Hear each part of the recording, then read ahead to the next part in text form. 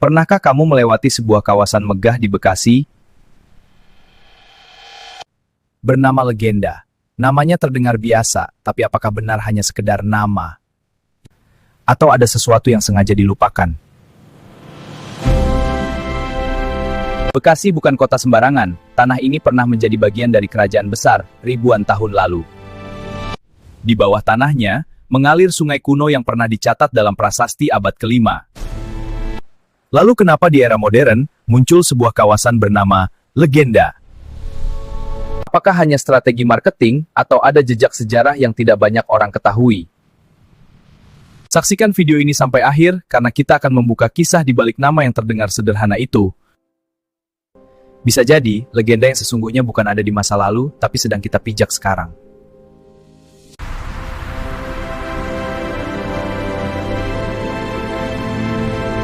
Sebelum membahas legenda, kita harus melihat Bekasi lebih dalam. Bekasi bukan kota baru dalam sejarah. Di masa lalu, Bekasi dikenal sebagai bagian dari Kerajaan Tarumanegara. Nama Bekasi juga diyakini berasal dari nama Pangeran Candrabaga, atau biasanya masyarakat kala itu memanggilnya sebagai Pangeran Bagasari. Dan nama Bagasari juga tercatat dalam prasasti Tugu yang ditemukan di wilayah Bekasi. Ini menjadi bukti kuat bahwa daerah ini sudah dihuni sejak abad ke-5 Masehi. Artinya, daerah ini memang memiliki sejarah panjang. Namun, apakah nama legenda berasal dari masa kerajaan itu? Jawabannya tidak secara langsung, akan tetapi banyak misteri di kawasan ini yang diceritakan turun-temurun oleh penduduk setempat.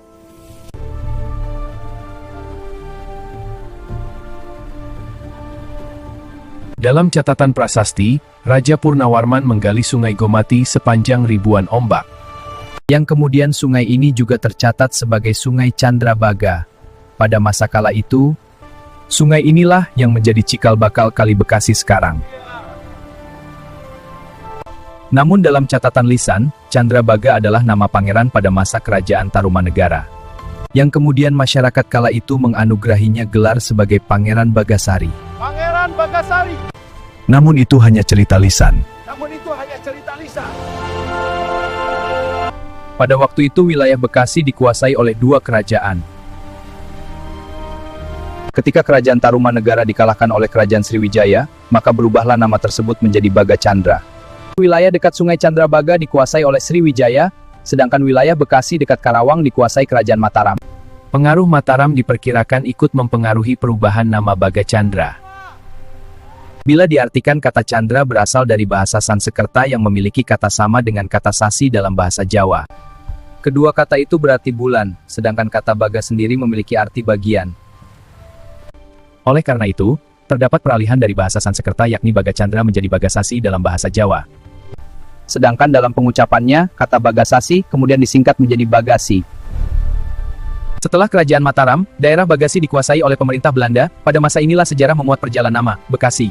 Belanda menyebut kata Bekasi dalam peta yang menggambarkan tentang beberapa benteng pertahanan di sejumlah titik di sekitar Batavia. Peta tersebut dibuat pada tahun 1690-an oleh Isaac de Graaf. Di peta tersebut nama Bekasi disebut dengan nama Bokasi. Penamaan ini berbeda-beda di peta dan kartu pos lainnya. Usai selesai di masa Belanda, pihak Jepang menyebut Bekasi dengan nama Bekasye.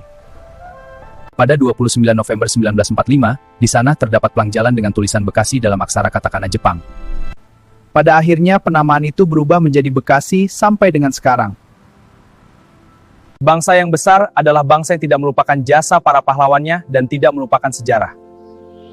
Memasuki era tahun 1990-an hingga tahun 2000-an, Bekasi berkembang pesat.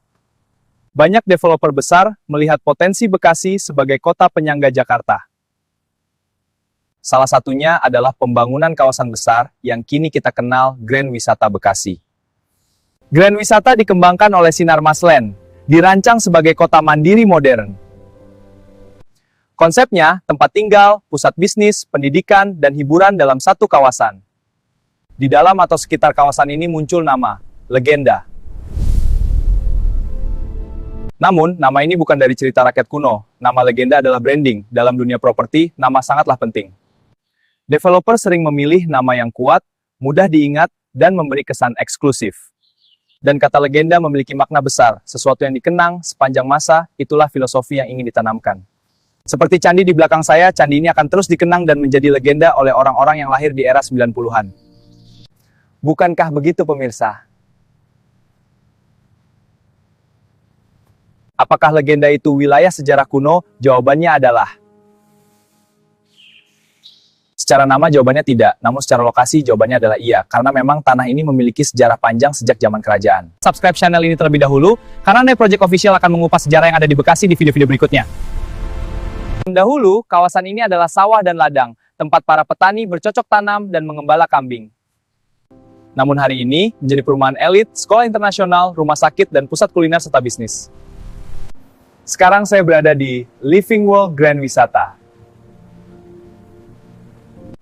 30 tahun yang lalu, saya tinggal di sini, di sini. Kala itu keadaan masih sunyi, masih banyak pohon-pohon besar dan rumah saya masih dikelilingi pohon bambu. Setiap pulang sekolah, saya beserta teman-teman mandi di kali depan rumah, dan kali itu pun airnya masih sangat jernih. Dan siangnya kita mengembala kambing di ladang, sambil mencari balang untuk dimasak. Ternyata balang itu enak loh, kayak akan protein. Ketika malam hari menjelang tidur, saya selalu diceritakan kisah-kisah masa lalu di daerah ini oleh orang tua. Termasuk kisah yang melegenda, dan itu masih teringat di benak saya sampai saat ini. Di timur laut dari posisi saya berdiri, di sana ada Sumur Keramat Jati, peninggalan wali Allah Abah Daimim. Atau penduduk setempat juga bilang Sumur Keramat Rawa Banteng, yang menceritakan kisah cintanya Abah Daimin dan Nyai Dasimah. Abah Daimin bisa mengeluarkan pusaka dari mulutnya berupa pisau raut, dan Nyai Dasimah mengeluarkan pusaka dari kemaluannya berupa pusaka keris. Dan di dekat Sumur Keramat itulah pernah terjadi pengantin yang baru menikah menghilang seperti tertelan bumi, sampai saat ini belum diketahui keberadaannya. Di selatan dari tempat saya berdiri, di sana ada Danau Ciberem. Yang konon, di danau itulah bersemayam wanita cantik bergaun merah, dia adalah putri titisan Ratu Pantai Selatan. Namanya adalah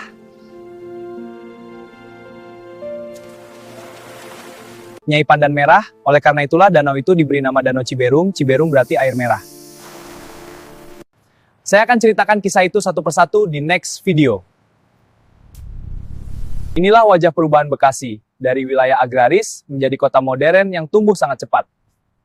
Nama legenda mungkin lahir dari strategi marketing, tapi siapa tahu beberapa puluh tahun ke depan kawasan ini benar-benar menjadi legenda bagi generasi berikutnya. Jadi sekarang kalian sudah tahu, nama legenda di Bekasi bukan berasal dari kisah kerajaan kuno, melainkan bagian dari branding kawasan modern. Namun tanah Bekasi sendiri memang menyimpan sejarah panjang sejak zaman kerajaan Tarumanegara.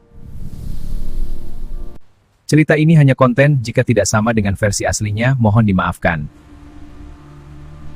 Apabila kalian memiliki cerita yang melegenda, khususnya di Bekasi, bisa tulis di kolom komentar. Karena saya tidak hanya membahas sejarah, tapi juga membahas perubahan zaman. Sekian, terima kasih. Nai Project Official, berbagi sejuta inspirasi.